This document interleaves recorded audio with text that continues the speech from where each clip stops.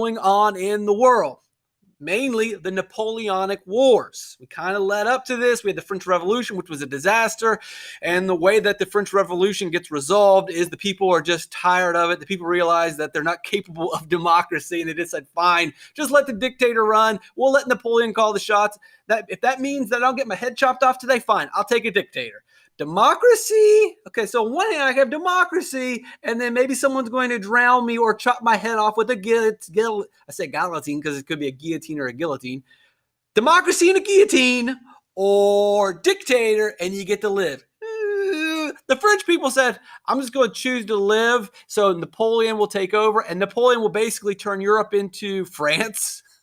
He conquers all of Europe. So it's kind of working out for the French people. Good decision. Forget about democracy. Let's just take over the world. So Napoleon's doing well. He's conquering the world, but all of this battling, conquering Europe is going to cost money. And he needs to raise money. So on one hand, he needs to raise money. Also, there's this slave rebellion in Haiti. So he looks over at the Western Hemisphere. He's like, I'm done with the Western Hemisphere. Let the Haitians have Haiti and all this land in America. I don't need it. I'm focused on conquering Europe. Just get rid of it all. Sell it. I need cash. I need cash fast. 1877, need cash fast.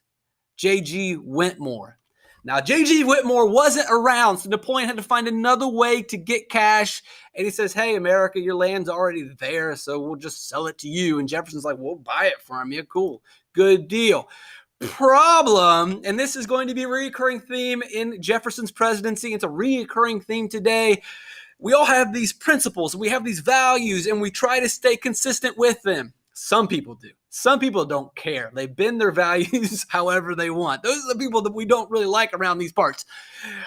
But Jefferson was this guy who always tried to stay consistent. He had these principles, small government, and you got to follow the Constitution. But then when it comes time where he's got power and he gets to make the decisions, finally, he's the guy in charge. And he's the one that's going to be limited by the Constitution. And all of a sudden, it's like, Constitution, what? I do whatever I want. Honey boo boo child. So the Constitution says you can't buy land. If you look through the Constitution, it does not say anywhere in there where the federal government has the authority to purchase land. And remember, Jefferson's a limited government guy. He believes in a strict interpretation. You can only do what the government says. So look, he's going to be principled.